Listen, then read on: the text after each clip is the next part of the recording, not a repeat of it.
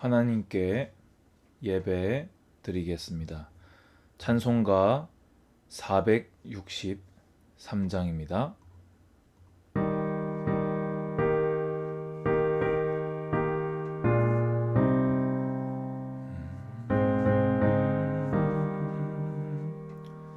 신자 되기 원합니다.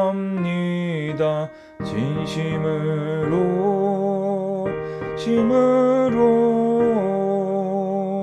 신자 되기 원합니다.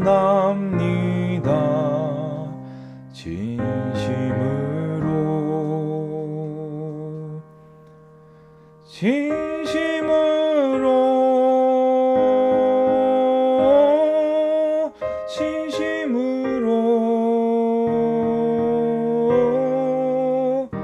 자 되기 원합니다. 진심으로 사랑하기 원합니다. 진심으로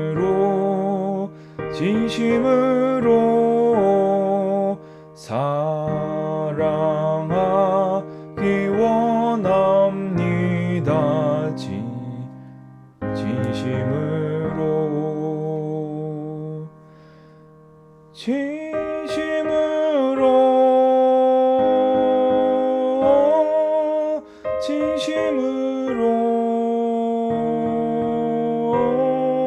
사랑하기 원합니다.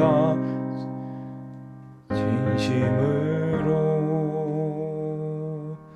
거룩하기 원합니다. 진심으로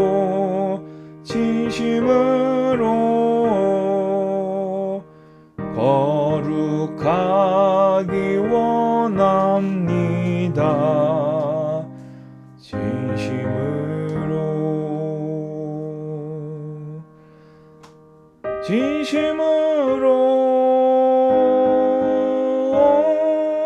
진심으로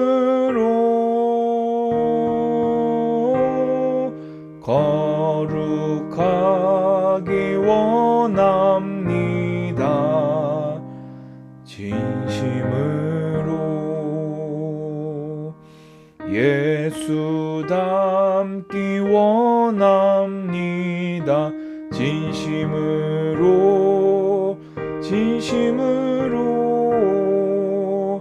예수 닮기 원합니다. 진심으로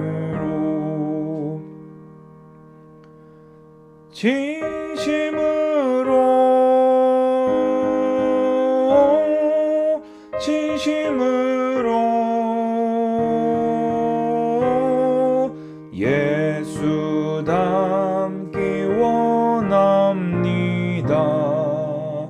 진심으로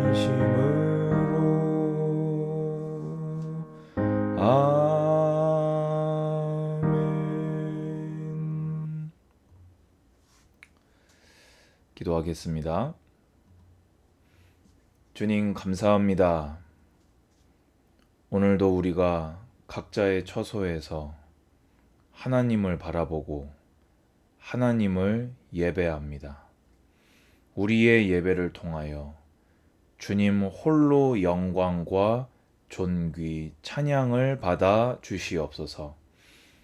예배하는 모든 심령들에 하나님의 나라 주님의 통치가 임하게 하시고 성경을 읽으며 풀어 나눌 때에 우리의 마음이 뜨거워지고 온전한 믿음과 온전한 제자의 길을 향한 열망이 다시금 새롭게 타오를 수 있도록 성령께서 역사하여 주시옵소서. 예배를 방해하며 말씀 듣기를 방해하는 더러운 흑암마귀 세력 주 예수 그리스도 이름으로 명령하노니 꺾이고 떠나가며 추방될지어다. 예수 그리스도 이름으로 기도드리옵나이다. 아멘. 하나님 말씀은 마가복음 10장입니다. 마가복음 10장 17절부터는 이제 이 내용이 마태복음, 마가복음, 이제 누가복음에서 이 평행 구절들이 나오거든요. 근데 이제 종합을 해보면 이 예수님을 찾아온 한 사람이 있었는데 일단 청년이었고 부자였고 이렇게 관원이었다. 이렇게 신분을 종합해 볼 수 있겠습니다. 그럼 제가 17절부터 한 절씩 읽어 나가면서 말씀을 나누도록 하겠습니다.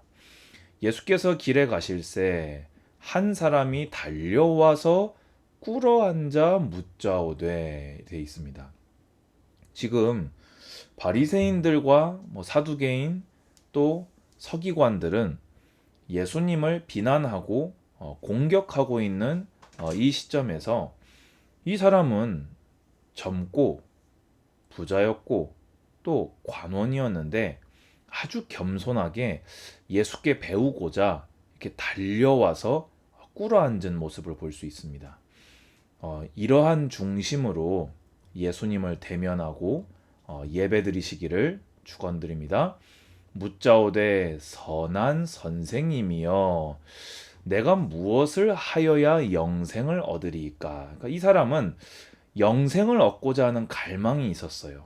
근데 예수님을 이 선한 선생님이여 하면서 이 존경의 의미를 드러냈지요. 그런데 예수님은 네가 어찌하여 나를 선하다 일컫느냐? 하나님 한 분 외에는 선한 이가 없느니라 라고 말씀하십니다. 자, 이제 여기에 이 짧은 대답 안에 이 사람이 가지고 있는 잘못된 관념에 대한 예수님의 가르침이 다 녹아져 있습니다. 이 사람은 영생을 추구하는 사람인데 무엇을 해야 한다는 생각이 있었어요. 그래서 그 해야 한다는 생각을 이 인간적인 상대적인 선으로 내가 가지고 있는 것을 뭔가 내 차원에서 내 노력에서 내 나이에 이 정도면 이런 생각이 있었고요. 내가 영생을 얻을 수 있다라고 하는 이 당시에 바리새인들이 했거든요. 율법을 지키면 그 공덕 사상으로 인해서 구원에 이른다. 이런 생각을 갖고 있었는데 이걸 미루어 봤을 때 이 사람도 바리새인이 아니었냐 아니면 바리새인에게 배운 자가 아니냐 그런 추측을 해볼 수 있습니다. 그러면서 이제 이 사람이 상대적인 선에 물든 사람이라는 것이 확실한 게 예수님을 그리스도로 인식하지는 않았어요. 그래서 선생님이라고 불렀지요. 근데 선하다고 불렀습니다. 그러니까 예수님은 선하다고 할 거면 나를 하나님이라고 믿던지 나를 사람이라고 볼 것 같으면 선하다고 하지 말고 하나님만 선하다고 해라. 이렇게 예수님께서 말씀하고 있는 것입니다. 그래서 예수님께서 네가 계명을 안 하니 살인하지 말라, 간음하지 말라, 도둑질하지 말라, 거짓 증언하지 말라, 속여 빼앗지 말라, 네 부모를 공경하라 하였느니라. 이제 이것은 그 십계명의 이 인간에게 대한 인간 사랑에 대한 계명들을 예수님이 나열하고 계시지요. 근데 예수님이 이것을 나열한 것이 좀 의아한 게 그러면 정말로 요거를 지키면은 영생을 얻는단 말입니까? 이거를 다 지키면 영생이 얻어진다는 얘기입니까? 이건 그것이 아니라 이 사람이 이렇게 대답을 보면 알 수 있겠네요. 그가 여짜오되 선생님이여 이것은 내가 어려서부터 다 지키었나이다. 그러니까 이 사람은 율법을 지금 어떻게 보고 있냐? 그러니까 상대적인 선으로 인간적으로 내가 할 수 있도록 바리새인들이 정해놓은 그러니까 살인하지 말라는 요렇게 하면 된다. 간음하지 말라 이거는 요렇게 하면 간음하지 말라는 걸 지킨 거다. 도둑질하지 말라는 것은 요거를 안 하면 도둑질하지 말라는 걸 지킨 거다를 지켰다는 말입니다. 그런데 예수님은 이렇게 하나님을 사랑하고 인간을 사랑하는 율법의 본래 정신에서 믿음에서 입각한 순종을 이렇게 의미하신 것이지요. 근데 어쨌든 간에 참 하나님은 사랑이신 것이요. 예수께서 그를 보시고 사랑하사 이르시되 원수들은요. 예수님을 공격하려고 의아하게 생각했지요. 그런데 이 사람은 어떻게 해서든지 간에 영생을 얻고자 했고 그것을 예수님께 나와서 겸손하게 배우자 했기 때문에 그를 사랑하는 마음에서 다시 가르치십니다. 내게 아직도 한 가지 부족한 것이 있으니 가서 내게 있는 것을 다 팔아 가난한 자들에게 주라. 그리하면 하늘에서 보화가 내게 있으리라. 그리고 와서 나를 따르라 하시니. 그러니까 쉽게 얘기해서 이 사람은 이전에도 분명히 이게 구제하는 일을 했을 거예요. 그런데 예수님은 뭐라고 하고 있지요? 다 팔아 가난한 자들에게 주라. 그러니까 상대적인 선의 개념만 가지고 있던 그에게 네 이웃을 네 몸과 같이 사랑하라고 하신 모세 율법을 한 차원 높이 승화시킨 산상수훈의 그 가르침의 수준으로 이 사람에게 이 새로운 가르침을 주고 계신 것입니다. 바리새인의 형식적인 종교적인 요거 하면은 구원받는다. 이게 아니라 정말로 너 자신을 사랑함 같이 네 이웃을 사랑하라는 것이 하나님의 온전한 가르침이라는 것을 말씀하신 것이지요. 그리하면 하늘의 보화가 네게 있으리라. 주님은 뭐 이런 종교적인 어떤 막 이렇게 한 걸 그걸 받으시는 것이 아니라 진실로 이웃을 사랑하는 너의 사랑을 받으신다. 그리고 나서는 이제 중요한 게 무엇입니까? 그리고 와서는 나를 따르라 하시니. 결국에는 구원을 얻는 것은 무엇입니까? 자기를 부인하고 지난날의 모든 죄악을 회개하고 예수 그리스도를 믿고 따라가는 것이 유일한 구원의 방법임을 믿으시기 바랍니다. 그런데 예수님이 어떻게 좀 가혹하다 싶을 정도로 이런 얘기를 하신 이유가 있어요. 여러분 보고는 예수님 영접할 때 재산 다 팔으라고 한 적 없잖아요. 그런데 그 사람은 재물이 많은 고로 이 말씀으로 인하여 슬픈 기색을 띠고 근심하며 가니라 돼 있습니다. 쉽게 얘기해서 예수님은 아신 거예요. 이 사람의 진짜 신은 재물이었다는 것을. 계명을 다 지켰어요. 어려서부터 좋은 교육을 받은 것 같아요. 출신 성분도 좋은 것. 그러니까 부자, 청년, 관원이었겠죠. 예수님이 말씀하신 10계명의 그 계명을 당당하게 다 지켰습니다. 라고 했지만 재물이 많은 고로가 아니라 이 재물이 이 사람의 신이었기 때문에. 그러니까 예수님은 다 팔으라고 하신 것이 네 안에 있는 그 우상을 제거하고 하나님만을 따라야, 나 예수만을 따라야 네가 구원에 이르리다. 이렇게 말씀하신 것입니다. 그리고 쭉 이어집니다. 예수께서 둘러보시고 제자들에게 이르시되 재물이 있는 자는 하나님의 나라에 들어가기가 심히 어렵도다 하시니 제자들이 그 말씀에 놀라는지라. 왜냐면요, 이 당시에 유대인들 가운데 부자들은요, 그것이 하나님의 은총받은 증거물이라고 여겼습니다. 하나님의 큰 복을 받았으니까 재물이 많은 건데 그 복을 받은 자가 구원을 못 받는다고 하니까 깜짝 놀란 거예요. 예수님이 다시 대답하 이르시되 얘들아, 그러니까 참 주님은 사랑이시지요. 아직도 못 깨닫는 제자들을 이렇게 사랑으로 얘들아, 하나님의 나라에 들어가기가 얼마나 어려운지 낙타가 바늘귀로 나가는 것이 부자가 하나님의 나라에 들어가는 것보다 쉬우니라 하시니. 그러니까 쉽게 얘기해서 부자는 안 되고 거지는 된다, 그 말이 아닙니다. 마음에 하나님 외에 다른 신이 있을 확률이 높을수록 천국에 들어가기가 어렵다, 그 말이에요. 사실 가난한 자는 신으로 삼을 게 없지요. 근데 하나님을 만나면 하나님밖에 없잖아요. 근데 이미 부자인 사람이 그 재물을 신과 같이 모시며 살고 있었는데 이제 예수님이 나만 믿어야 구원받는다고 하시니까 쉽게 그렇게 되지가 않는 거지요. 그러니까 제자들이 매우 놀라 서로 말하되 그런즉 누가 구원을 얻을 수 있는가 하니. 그러면 쉽게 얘기해서 사실 가난하다고 해서 그럼 또 구원받기 쉽다는 얘기도 아닌 거잖아요. 자, 그래서 여기에 복음 진리가 선포됩니다. 예수께서 그들을 보시며 이르시되 사람으로는 할 수 없으되 하나님으로는 그렇지 아니하니 하나님으로서는 다 하실 수 있느니라. 할렐루야. 아멘. 무슨 말입니까?